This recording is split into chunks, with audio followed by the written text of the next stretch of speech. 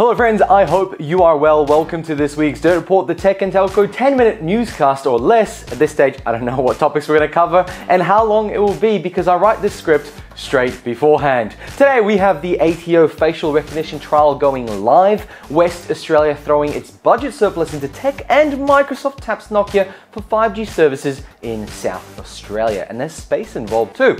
Then on the international news, we have the Apple versus Epic game saga coming to a crunch. We shall cover what has happened this week. Make sure to like this video if you did and tap the subscribe button to support us. Let's get started by rolling the intro.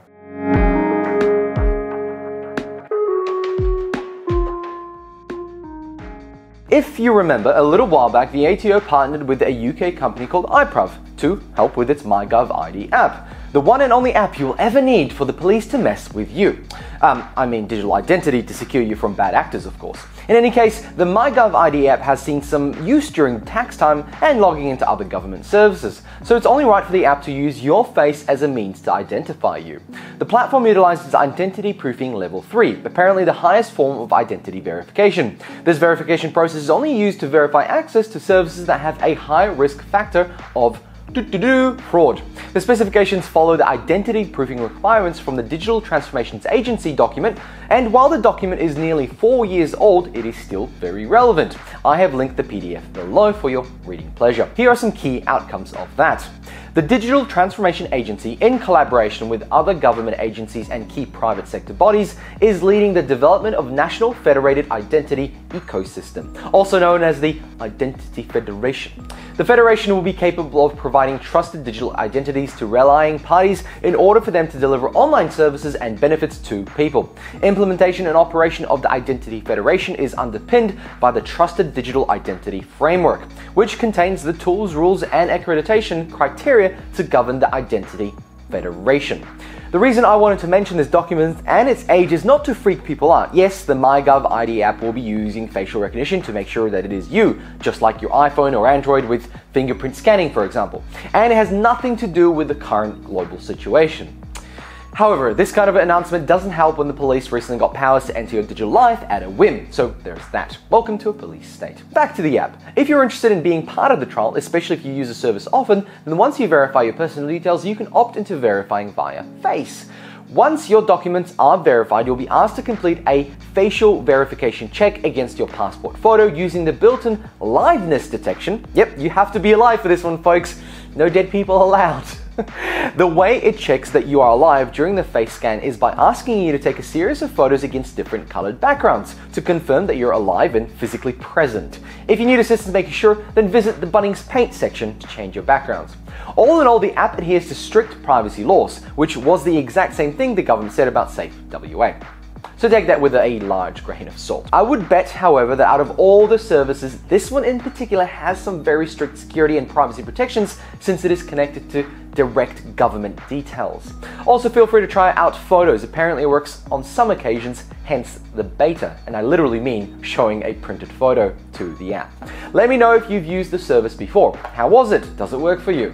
Next up, let's talk about the WA, the home of the AFL Grand Final, surplus budget and sand. The WA government has created a $500 million digital capability fund, and no, it's not going on to TikTok. This time around, the WA government wants to speed up the upgrades of their legacy IT systems as they pose a significant security risk as the world's cybercrime skyrockets too. After all, if you're stuck at home, no better time to learn a new skill, right? Many folks learned how to exploit businesses for money from their couch. During the state budget speech, State Danny McGowan, as he seems to enjoy being called, said, "The fund has been created to keep pace with the demands of the digital world. Everyone understands the importance of ensuring that the government can operate safely in increasingly online environments. Whether it's delivering more online services to the public, back-of-house operations, or ensuring our information and systems are secure. This investment will ensure that services delivery keeps pace with public expectations and protects key agencies against cyber attacks and operational threats." Now, the funding includes $224 million in expenses and $275 million in capital, with $200 million of that set aside for future health sector ICT projects, subject to the approval of a business case. He continued, "The fund is a meaningful commitment to the digital transformation across the WA government and will progress WA towards a more secure, sustainable, and inclusive digital future." Now, without getting too political, I would be keen to see the surplus budget deal with the current health system limitations in WA. And let's not forget about the antiquated systems of our local councils. I recently had to speak with my local council to sort out my rates payment, as I felt I was paying too much for the last 4 years. Well, it turns out that my direct debit has been overpaying my annual rates hundreds of dollars annually, as there is no billing system to take into account that I'm in credit on the account. So screw it, the councils just keep charging. Let me know if your local council has any outdated systems that Mark McGowan should sponsor. Let's move on. Just like the Avengers, Microsoft, Nokia and the South Australian government have assembled for a common goal: space wars with lasers and 5G. As much as I wish Australia had a space force, it looks like we'll have to take what we can get at this point. Unlike the excitement over in the US, Microsoft and Nokia have joined South Australian government to explore the applications of 5G and other space technologies for uses in defense, amongst other things. The partnership comes during Microsoft's expansion of the Azure space team in Adelaide.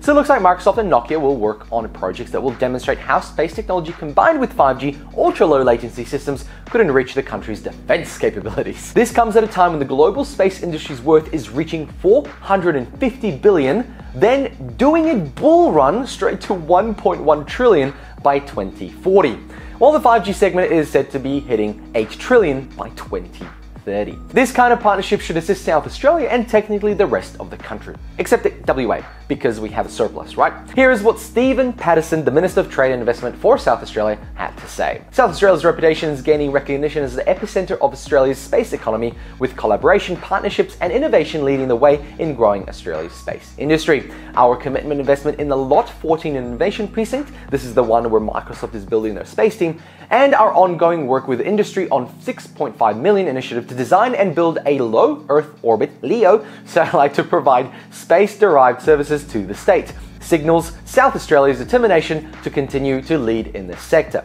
Microsoft Azure space capabilities help address some of the toughest technology challenges companies face in space and in industries as diverse as agriculture, mining and resources, transport, logistics and within the public sector. Overall, this is very exciting. This is me now. Australia is positioned for a perfect storm in tech over east, from gigabit zones to space technology, a great sign of things to come.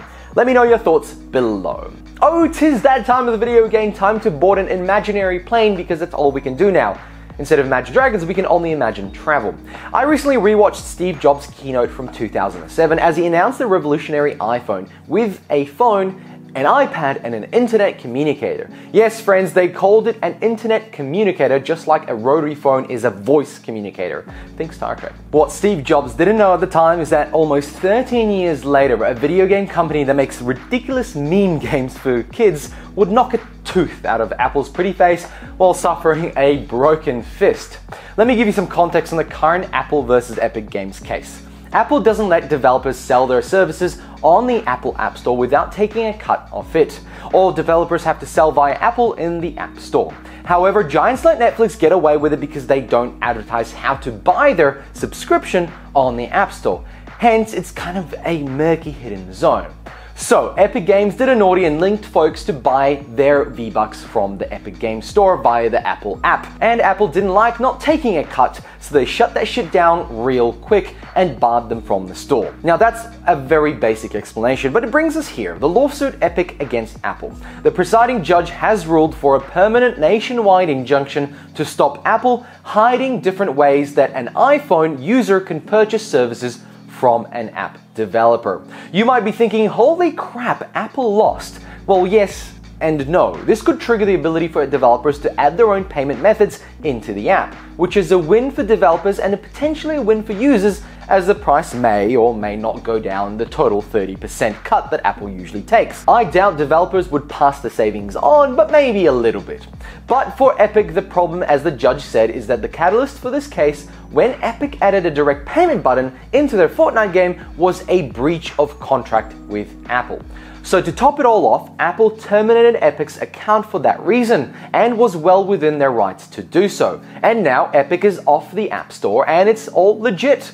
So imagine Epic now going back to Apple saying, hey, you know how we just lost you millions in annual revenue because developers can add their own payment systems and bypass yours? Well, do you mind putting us back on the App Store?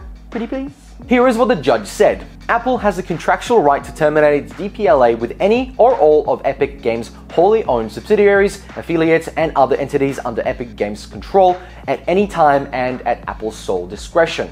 Now, Epic, though other developers would see this as a huge win, will end up paying court costs, losing out on revenue via the App Store, and potentially not being allowed back onto the store itself. Now, Apple, on the other hand, is calling this a win. You just say I win even though you lose. Because originally, the court case was going to make Apple a monopoly under the US Sherman Antitrust Act, which would be a hell of a bad time for Apple. So hence, this loss is technically a win, and Apple gets to keep their 30% cut, but allow a bypass. So from our point of view, this was an epic loss for both companies. Epic will lose millions and Apple will lose billions, which again is probably chump change for them anyway. I think as more developers add a bypass solution to their app, Apple will have to start offering a better percentage that offers the offset of costs managing your own payment system as an app developer. We shall see what happens in the end. Let me know your thoughts below, and on that world-shattering event, we have to end this episode. Thank you very much for watching. Make sure to like this video if you did, and subscribe to support us, and be notified of all upcoming videos. Also, if there's anything you would like me to do as a deep dive video on, make sure to comment that topic below. Thanks for watching, and bye!